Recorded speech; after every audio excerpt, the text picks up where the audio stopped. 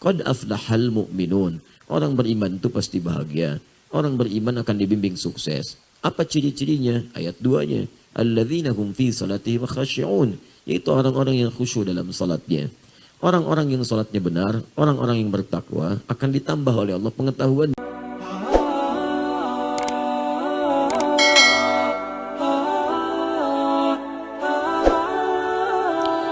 Alhamdulillah, kita telah mengawali dengan menunaikan salat subuh berjamaah disertai dengan amalan-amalan sunnahnya. Semoga salat kita diterima oleh Allah Subhanahu wa ta'ala. Di antara tanda penerimaan itu ada dampak-dampak dalam salat yang berpengaruh kemudian kepada perilaku kita setelah menunaikan salat itu. Seperti sering saya sampaikan, orang salat di antara ukurannya dia mendapatkan petunjuk-petunjuk dari Allah untuk lebih meningkatkan takwa. Karena itu kalimat salat pertama dalam Al-Quran itu dilekatkan dengan peningkatan iman dan takwa yang diraih dari petunjuk Allah Subhanahu wa ta'ala. Tersebut misalnya dalam Al-Quran surah kedua Al-Baqarah dari ayat kedua sampai ayat ketiga itu. Dzalikal kitabu la raiba fi hudal lil muttaqin. Al-Quran jangan pernah diragukan kandungannya. Maka isinya akan banyak memberikan petunjuk pada orang takwa. Orang takwa akan banyak mendapat petunjuk dari Allah Subhanahu wa ta'ala. Siapa orang takwa ini? Maka disebutkan di ayat ketiga ciri-cirinya. Alladzina yu'minuna bil ghaib wa yuqimunas shalah. Syarat pertama, dia beriman kepada Allah. Lalu dia buktikan imannya dengan menunaikan salat. Dengan sungguh-sungguh, dengan serius. Jadi ketika kita bisa menunaikan salat dengan sungguh-sungguh dan serius, maka Allah akan berikan petunjuk pada kehidupan kita dan dinaikkan status kita menjadi bagian dari orang takwa. Kalau sudah takwa, maka akan melimpah kemudian anugerah yang diberikan oleh Allah Subhanahu wa ta'ala. Takwa bisa mengentaskan berbagai persoalan yang kita hadapi dalam hidup. Masalah sebelum dihadapi diringankan oleh Allah. Itu disebutkan dalam Al-Quran surah ke-65 di akhir ayat kedua, di awal ayat ketiga. Wa may yattaqillaha yaj'al lahu makhraja. Ya, kemudian rezekinya pun dilimpahkan. Wa yarzuqhu min haitsu la yahtasib. Siapa yang mampu meningkatkan takwa kepada Allah, kata Allah, yaj'al lahu makhraja. Aku berikan jalan keluar dari setiap persoalan yang ia hadapi. Ya, bisa datang tiba-tiba kemudahan. Bisa datang dalam mimpi solusi, bisa datang orang diutus oleh Allah dilembutkan hatinya, memberikan pencerahan, memberikan ketenangan, memberikan jalan, mudah. Wa yarzuqhu min haitsu la yahtasib. Kesulitan rezeki didatangkan dari sisi yang tidak dia duga-duga. Allah pemilik rezeki, Allah yang memberikan, Allah yang punya solusi, Allah yang mengentaskan persoalan. Ya, wa may yattaqillaha yaj'al lahu min amrihi yusra. Bahkan kami mudahkan semua urusan-urusannya. Itu yang janjikan Allah. Ya, innallaha la yukhliful mi'ad. Sedangkan Allah tidak pernah menyalahi janjinya. Kemudian orang yang bertakwa hidupnya cenderung bahagia. Di akhir ayat 189 di surah Al-Baqarah. Wattaqullaha la'allakum tuflihun. Berbahagialah engkau, bertakwa, tingkatkan takwamu kepada Allah supaya engkau bahagia. Ya, jadi ketika kita diminta menunaikan salat bagian dari takwa, diajak untuk bahagia, diajak untuk sukses. La'allakum tuflihun. Kata dasarnya falah. Ketika dipanggil oleh muadzin hayya 'alas shalah, ayo salat. Kenapa? Hayya 'alal falah. Ditegaskan lagi di Quran surah ke-23 ayat 1 dan 2. Qad aflahal mu'minun. Orang beriman itu pasti bahagia. Orang beriman akan dibimbing sukses. Apa ciri-cirinya? Ayat 2-nya. Alladzina hum fi salatihim khashi'un. Yaitu orang-orang yang khusyuk dalam salatnya. Orang-orang yang salatnya benar, orang-orang yang bertakwa akan ditambah oleh Allah pengetahuannya.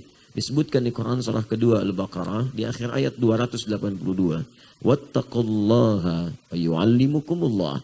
Tingkatkan takwamu kepada Allah dan dengan peningkatan takwa itu Allah akan tambahkan pengetahuan. Orang-orang yang bertakwa kepada Allah, dia mendapat wasilah dengan amalan takwanya untuk dikabulkan doa-doanya. Maka turun Quran surah kelima ayat 35.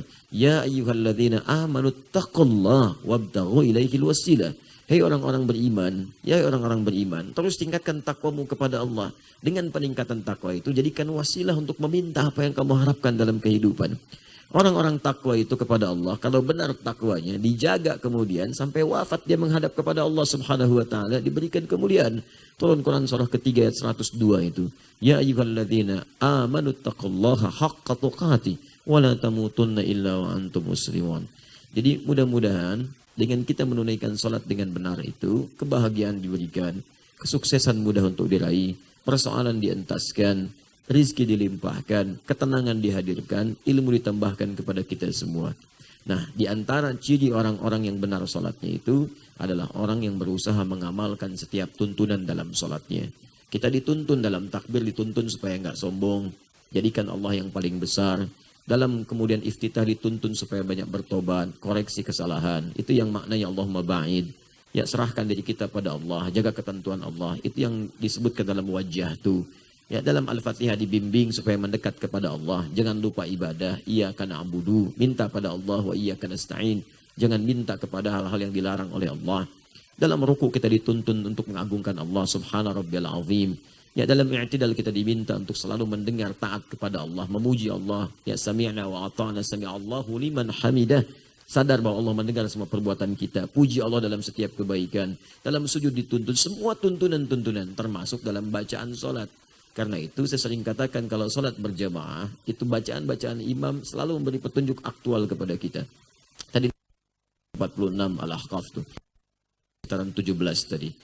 Berbagai hal disampaikan di situ. Di antaranya apa? Perbaiki diri kita. Selalu bersyukur kepada Allah supaya hidup kita ringan. Orang yang pandai mengeluh hidupnya berat. Tapi orang yang pandai bersyukur dengan nikmat Allah, nikmat mata sehat, nikmat telinga bisa mendengar, ya, nikmat harta yang disyukuri. Bersyukur membuat diri kita tenang. Rabbi auzi'ni an ashkura ni'mataka allati an'amta 'alayya. Rahmukallah. Kedua, jangan lupakan bakti pada orang tua. Ya, ibu yang melahirkan Anda, memberikan ASI pada Anda, merawat Anda, ayah Anda yang berjuang luar biasa. Kita tahunya cuma dapat, gunakan, dapat, gunakan, dapat, gunakan. Maka tingkatkan bakti kepada kedua orang tua kita. Jangan sampai juga datang ke kajian, tapi punya, maaf, persoalan yang belum selesai dengan orang tua. Kata-kata yang kasar, kalimat-kalimat yang buruk. Karena itu setelah mengatakan, an'amta 'alayya wa 'ala walidayya wa an a'mala shalihan tarda. Ketiga, cepat kumpulkan amal soleh sebelum wafat. Cari yang baik-baik. Lisan berkata yang baik, telinga mendengar yang baik, kaki melangkah pada yang baik. Kumpulkan amal soleh. Ya, jadi yang pertama tadi, banyak bersyukur. Kedua, tingkatkan bakti pada orang tua kita. Ketiga, perbaiki diri kita untuk mengumpulkan amal soleh. Taradahu yang Allah ridhai. Ini halus tapi dalam. Ya, seakan-akan Allah ingin menyampaikan pesan. Yang banyak beramal soleh pun perbaiki juga. Supaya lebih ikhlas. Jangan-jangan beramal soleh tapi Allah nggak ridha. Banyak contohnya. Di antara orang sholat ada yang celaka. Fawailul lil musallin. Alladzina hum an salatihim sahun. Alladzina hum yura'un wa yamna'unal ma'un. Di orang sholat pun ada yang celaka, apalagi yang nggak sholat. Ya, orang sholat pun ada yang celaka, apalagi yang tidak sholat. Demikian cara berpikirnya. Jadi jangan disalahgunakan. Ngapain sholat celaka? Ya, salah gitu. Cara berpikirnya keliru. Siapa yang celaka itu? Bukan semua orang sholat. Yang punya persoalan dalam sholatnya riya. Riya itu masalah. Infaq riya batal. Quran surah kedua ayat 264. Ya, kalladzi yunfiqu malahu riya'an nas. Ada orang infak yang riya, salat yang riya, haji yang riya, umrah yang riya. Itu persoalan. Karena itu kata Allah, beramal yang betul. Yang kira-kira ketika kita kerjakan, tingkat keikhlasannya lebih tinggi, dapat ridha Allah Subhanahu wa taala. Kemudian yang terakhir, awas, wa aslih li fi dzurriyyati. Jangan soleh sendiri. Kita pasti punya keluarga. Jaga diri keluarga baik-baik. Jaga diri dan keluarga baik-baik. Ku anfusakum wa ahlikum nara. Pelihara, jaga, rawat. Ya Allah, perbaiki diri saya dan semua keturunan saya. Fi dzurriyyati. Dzurriyyah itu keturunan tanpa batas. Ya, kalau Anda punya anak, anak punya anak lagi, punya anak lagi, terus coba lihat, perhatikan mereka. Karena semua akan masuk nanti di akhirat satu gerbong dengan Anda. Bercita-citalah sekeluarga masuk surga. Banyak ayatnya. Quran surah 52 ayat 21. Walladzina amanu ya wattaba'athum dzurriyyatuhum biimanin alhaqna bihim dzurriyyatahum. Bapak-bapak yang beriman, ibu-ibu yang beriman, kalau mereka bisa merawat anak cucunya dengan baik dan beriman, kami kumpulkan semua di surga kata Allah. Bahkan ada di antara mereka yang jadi pemimpin bagi keluarganya. Di Quran surah 13 ayat 23 sampai 24. Jannatu 'adnin yadkhulunaha wa man salaha min abaihim wa azwajihim wa dhurriyyatihim wal malaikatu yadkhuluna 'alaihim min kulli babin salamun 'alaikum bima sabartum fa ni'ma 'uqbad dar. Ya, ada orang saleh kata Allah yang nanti diparadekan saat masuk surga.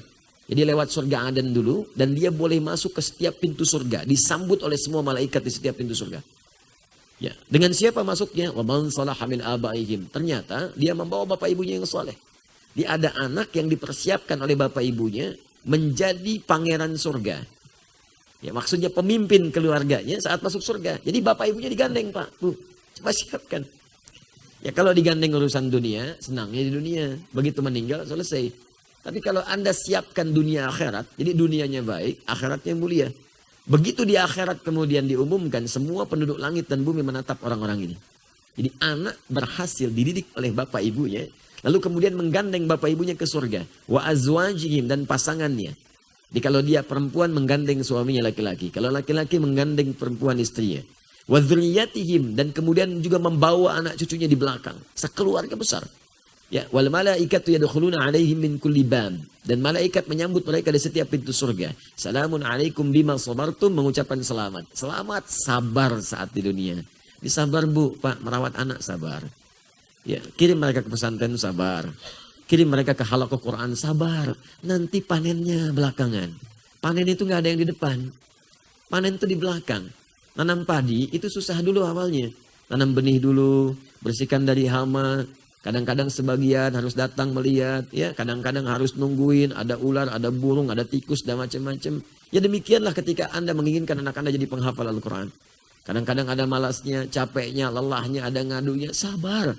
Karena itu kalimat pertama dari malaikat menyambut para ahli surga, kalimatnya salamun alaikum bima sabartum. Selamat karena Anda sabar. Sabar tadi malam kalau tahajud. Sabar kalau ada hujan.